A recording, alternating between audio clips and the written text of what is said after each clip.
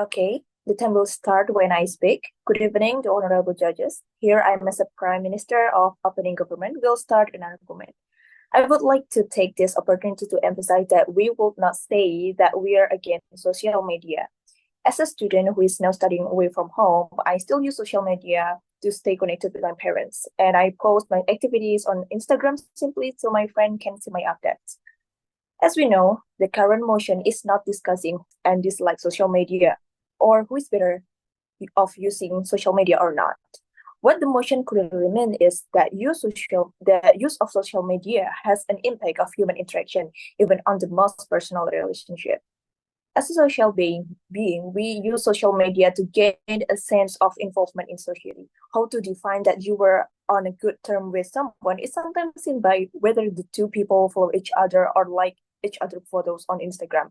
Moreover, defining ourselves as a critical citizen is shown by uploading a peringatan darurat post with Garuda Pancasila on a black background. There is a goal for us to be seen, be show our engagement as a citizen. The satisfaction obtained by only clicking and sharing in less than 10 seconds is a form of instant gratification. To explain how social media affects us even on a personal matters, interaction on social media encourage us to stay 24 hours.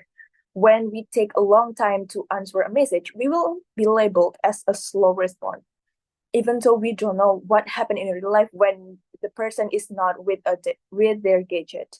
A couple relationship is based on how fast or slow someone responds to a call. Of course, this is outside of the emergency situations. Relationships that are built in the real world go down to drain because of social media call response benchmark.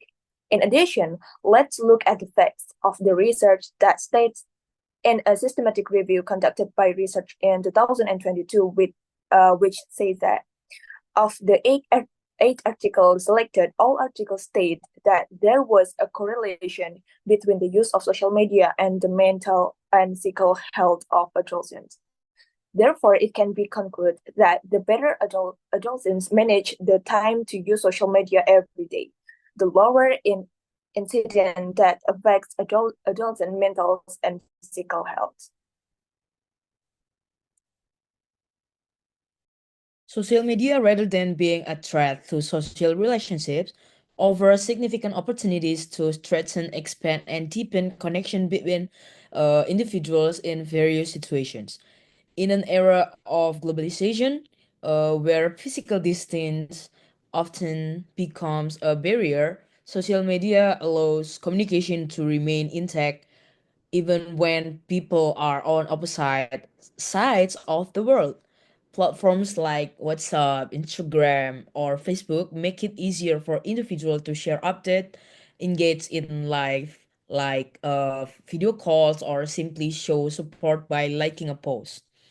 This simple act helps create a consistent sense of emotional presence, especially for those who are far from their family and friends. Moreover, social media provides opportunities to build new relationship with people who share similar interests, views, or experiences. Online discussion group, hobbies, communities, and even organized social movements are clear examples of how these platforms can positively expand one's social network. It's not just personal relationship that benefit. Social media also serve as a crucial tool in fostering solidarity within communities. For those who argue that social media only provide instant gratification or replace face-to-face relationships, this perspective reflects improper usage rather than the inherent nature of social media itself. In practice, social media can complement rather than replace real world interaction. For instance, someone using social media to plan a face to face meeting or share stories after an event is actually strengthening those relationships. Even connection that starts in the virtual world, such as online friendships, often evolve into meaningful and deep connection in the physical world. While it is true that media social can have negative effects on mental health or foster expectation of instant responses in communication, this issue can be mitigated through proper digital literacy. Users need to understand the importance of setting boundaries for their social media use, prioritizing meaningful communication, and managing their time wisely. In this regard, the responsibility lies not only with social media platforms but also with users to leverage this technology in ways that support their social relationships. Therefore, when used wisely, social media is not a threat to social relationships but a highly beneficial tool to support, strengthen, and enrich interpersonal connections. The challenge doesn't lie in the existence of social media itself, but in how we utilize to foster positive and meaningful interaction. Thank you. While the opposition claims that social media can enrich relationships if used wisely, we argue that such potential is undermined by the widespread misuse of these platforms. The reality is this: social media, by its very structure and application, prioritize engagement metrics over meaningful connections, fostering shallow, superficial, and often harmful interactions. Consider this: research consistently shows that many children below the required age restriction, typically 13 years old, are active on social media. A report by Common Sense Media highlighted that approximately 38% of children aged 8 until 12 already have social media accounts. These platforms are not only failing to enforce age restrictions, but are also exposing vulnerable users to harmful content and interactions that damage their social and emotional development. The opposition said that the issue lies in how we use in social media. But let us question, how can individuals use it wisely when the platforms are designed to exploit psychological vulnerabilities? Algorithms promote sensationalism and polarization, diminishing the quality of interaction by prioritizing likes, shares, comments over genuine conversation. Moreover, the illusion of connectivity through constant notifications and online exchange often replace real-life interaction. Studies reveal a strong link between excessive social media use and the decline of face-to-face communication, leading to feelings of loneliness, anxiety, and diminished empathy. A far cry from the enriching connections the opposition suggests. In conclusion, the damage caused by social media is not a matter of individual responsibility alone, but stems from systematic issues in how these platforms are designed and used, especially among vulnerable populations. Thank you. Okay, thank you for the arguments that have been presented. However, we would like to emphasize that criticism of social media often focuses too much on its negative aspects without acknowledging the real benefit it offers. For instance, the issue of children under the age of 13 using social media is more about parental supervision and community responsibility rather than completely blaming the platform. With tools like parental controls and privacy settings available, parents can better protect their children if accompanied by improved digital literacy. In addition to parental efforts, schools and community organizations can contribute by integrating digital literacy programs into education. Teaching children about safe online practices, the risks of social media, and how to identify harmful content can help foster a generation of more responsible internet users. By doing these things, we can create a safer online space for younger users while allowing them to benefit from the positive aspect of social media. Regarding algorithms alleged to exploit psychological vulnerabilities, we argue that these same algorithms can be used for positive outcomes. Social media platforms can promote educational content, support social campaigns, and connect communities with beneficial objectives. With proper use of platform policies and strict supervision, Algorithms can become tools that sustain human interaction rather than reduce it. Lastly, social media does not necessarily reduce the quality of face-to-face communication, but instead complements it, especially in certain circumstances. For example, during the pandemic, social media played a crucial role in maintaining social connectivity and reducing isolation in communicating. Therefore, with improved policies, increased digital literacy, and collective responsibility, social media can effectively strengthen human relationships. Thank you for the previous speaker for their thoughtful insights. We truly recognize that social media played a vital role in helping us stay connected during the pandemic. However, it's important to acknowledge that it can sometimes lead to a substitute for genuine face-to-face interactions. This shift can result in more superficial communication, which may diminish our capacity for empathy and lead to negative feelings like jealousy and resentment.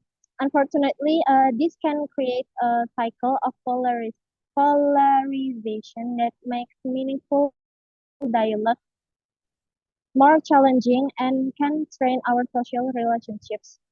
Let's explore how we can foster deeper connections and promote healthier conversation. Social media tends to create echo chambers, which can unintentionally deepen social divisions and make it harder for us to engage in meaningful conversations. These platforms often amplify content that stirs strong emotions, and while this can be engaging, it may lead to a decreased tolerance for differing viewpoints. It's essential for us to be mindful of how these dynamics affect our interactions and to encourage a more understanding and dialogue among all individuals. Fear of missing out or FOMO phenomenon.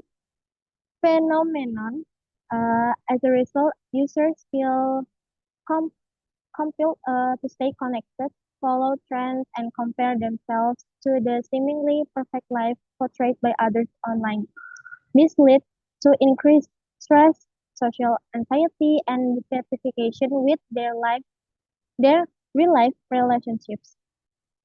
FOMO drives users to prioritize virtual interactions over face-to-face communication. During in-person meetings, individuals often feel uh, pressured to check notifications, disrupting the quality of time spent with those physically present and ultimately harming interpersonal relationships. When someone feels free from the usual norms of direct communication, they might find themselves acting impulsively, sometimes without considering how their actions affect those around them. This response can be intensified by feelings of FOMO, as the desire for attention and validation can lead individuals to make choices that unintentionally create tension or conflict. It's important to recognize that these behaviors often come from a place of vulnerability, and understanding this can foster compassion and support for those experiencing such moments. Misunderstanding research shows that the lack of ethics in the use of social media can cause a decrease in the quality of social relationships as a whole. Okay, building on the argument present by my colleagues, I would like to reaffirm that social media is not the primary cause of deteriorating human interaction. Instead, it is a tool that offers significant opportunity to use wisely. First, let us recognize how social media creates space for inclusivity and connection across borders. Social media enable individuals from different backgrounds, cultures, and countries to interact, action, idea, and form relationship. In an increasingly globalized world, this is essential. For example, platforms like LinkedIn allow professionals to network, while online communities connect people with shared hobbies, such as reading or cooking, to share and learn together. These are such a re- these are interactions that will be nearly impossible without social media. Second, social media plays a significant role in strengthening emotional bonds, especially for those facing geographic barrier. Families separated by distance can stay connected through video calls by sharing updates via posts, fostering a sense of togetherness despite physical separation. Additionally, online supergroups provide space for individuals to seek emotional support and share experience, deepening emotional connection between people. Third, it is crucial to understand that the negative impact often reflect unhealthy usage of social media rather than its inherent nature. If someone uses social media as a replacement for face-to-face interaction, the problem lies in the lack of awareness about healthy usage. With proper digital literacy education, we can guide users to utilize social media in productive and meaningful ways. In conclusion, social media is a highly flexible tool.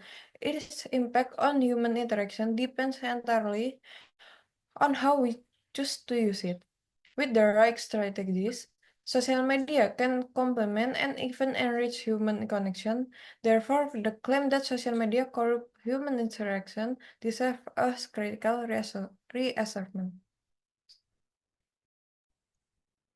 Ladies and gentlemen, I will now summarize and consolidate the arguments presented by both sides and demonstrate why the government side prevails in this debate.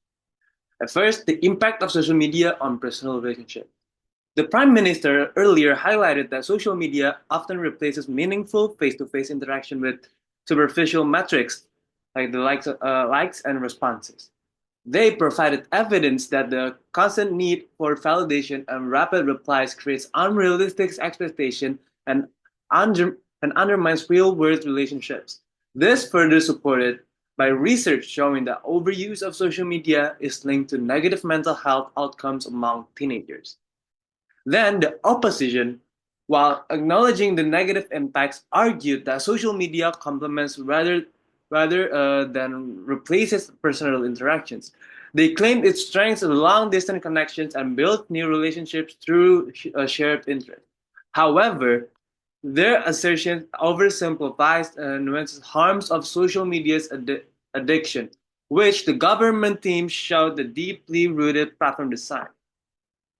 The deputy prime minister demonstrates how algorithms deliberately exploit physical, psychological vulnerabilities, making it unrealistic to expect healthy use without systematic change. And second, the social media and broader social connectivity. The the leader of opposition and the deputy leader of opposition emphasized the role of social media in fostering solidarity and expanding networks through shared interests, online movements, and during crises like the pandemic. We acknowledge the utility, but the member of government argued convincingly that these benefits are overshadowed by the harm caused of echo chambers, FOMO, and toxic comparisons. This phenomena erode empathy, increase stress, and polarize society, ultimately weakening community bonds rather than strengthening them. And finally, responsibility for social media use. The opposition suggested that the problems associated with social media, such as children under 13 using platforms, are the result of individual or parental failure rather than the platform itself. However, the government team effectively rebutted this point. Both the DPM and the MOG demonstrated that platforms are deliberately designed to prioritize engagement over well-being. The systemic exploitation shifts the blame for individual users to the structural issues of platform governance. Lastly, speaking as the government whip, I'm going to solidify the arguments presented by my team and crystallize why the motion must stand. So social media disrupts and diminishes the quality of human interaction. Allow me to elaborate by addressing two main areas, the psychological impact of social media and its distortion of interpersonal communication. First, social media promotes a culture of instant gratification. So platforms are engineered to exploit psychological vulnerabilities by offering quick rewards, likes, shares, and comments. These mechanisms prioritize short-term engagement over long-term connections. As highlighted by my team, this leads to an obsession with validation and a decline in meaningful relationships. The opposition's claim that social media can foster connections, ignoring the damage caused by this relentless pursuit of online affirmations, which replaces deep, empathetic interactions with superficial exchanges. Second, the opposition argues that social media can strengthen relationships, particularly over distances. While this may hold true in isolated cases, the broader reality is different. Social media redefines the expectations of communication because it responds to messages instantly and it becomes a benchmark for care and attention, as my teammates have pointed out. This gives the understanding of real-world constraints and promotes unfair standards of interaction, straining both friendships and romantic relationships. Furthermore, social media platforms foster comparison and dissatisfaction.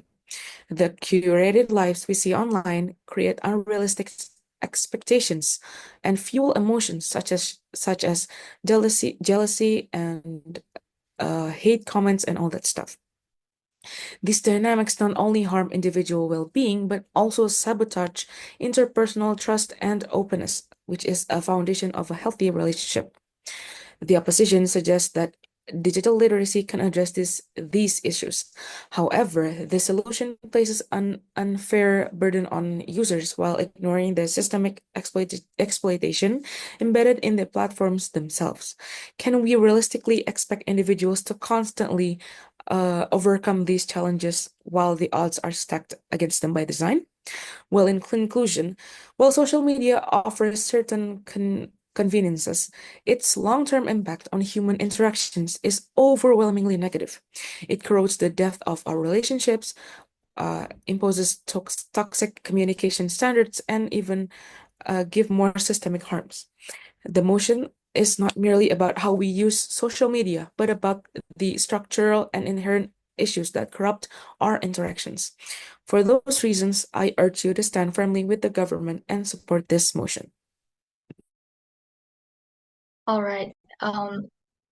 Lastly, I would also like to take the opportunity to summarize and address the points raised by the previous speakers from my team.